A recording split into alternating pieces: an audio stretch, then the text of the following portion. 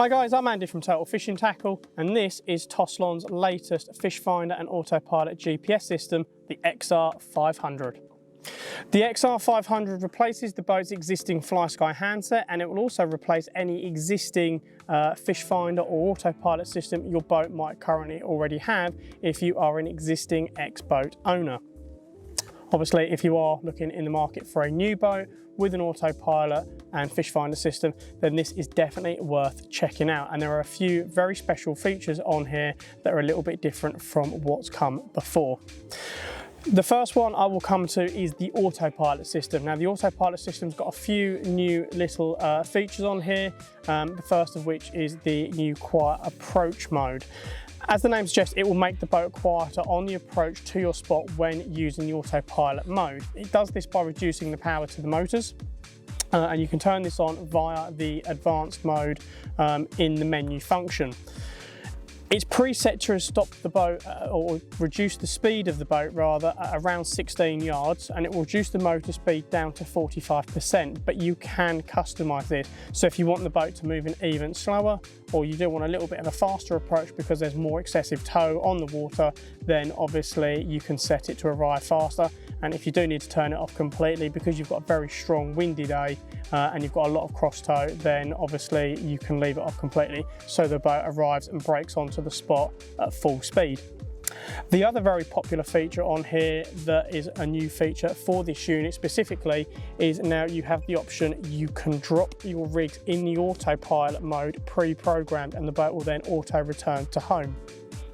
To do this, when you go into your autopilot menu, rather than pressing the GPS button to hotkey it as a shortcut, you would actually highlight the slot you want and press enter. When you press the enter button, it will then very briefly flash up and give you a list of options as to what you want the boat to do on command. And on that, you will have the option to release hoppers left or right hopper, and then return to home once the action has been carried out. This is great for those of you who want to be a little bit more hands-free, or for example, you are fishing somewhere where you may need to get your lines down and out of the way very, very quickly if it's a large water, like a sailing club, for example. So you can program it so that once the autopilot mode is engaged, as soon as it reaches location, the boat will release the hoppers in the order of what you've chosen and then auto return and home to the bank. This is a great feature, like I say, for those of you to be more hands-free. The fish finder function on here is very, very similar to the 750 in that you have the same adjustable sonar option. So again, you can put the sonar beam to narrow. This reduces the transducer's cone width of around 30% in size, and this is particularly useful on waters where the water is particularly deep or with a very, very soft bottom, and it will give you more detail. In terms of more detail, this will actually offer more detail than its predecessors, and it does this with the transducer not only capturing slightly more detail, but also the fact that the screen is now in the landscape portion. This means you're keeping a larger portion of what the lake bed and topography has been of what you've already been over.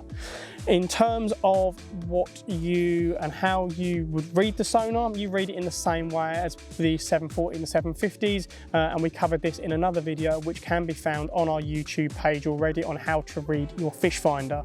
Fundamentally, just a very brief recap, you read it in the exact same way. You are looking for a nice smooth area with either a yellow or a red to indicate firmer bottom, yellow being the hardest, and you don't want any aggressive spike or change in undulation, as aggressive spiking could indicate detritus on the bottom such as weed.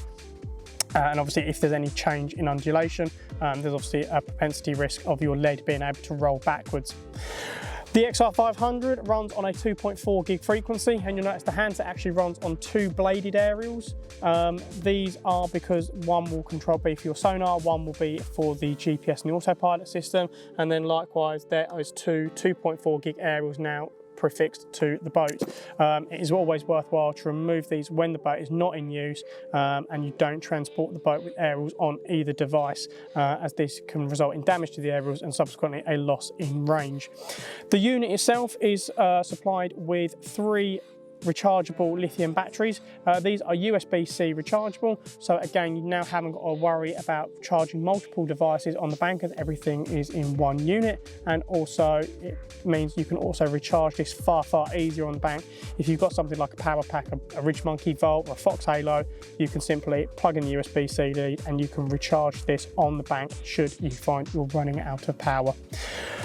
The unit will say 500 GPS locations, and you can quite simply keep everything stored on here. So if you are someone like myself where you might do multiple lakes with your boat, it means you can have everything saved, logged in here, and the boat will perform wherever you wish to take it.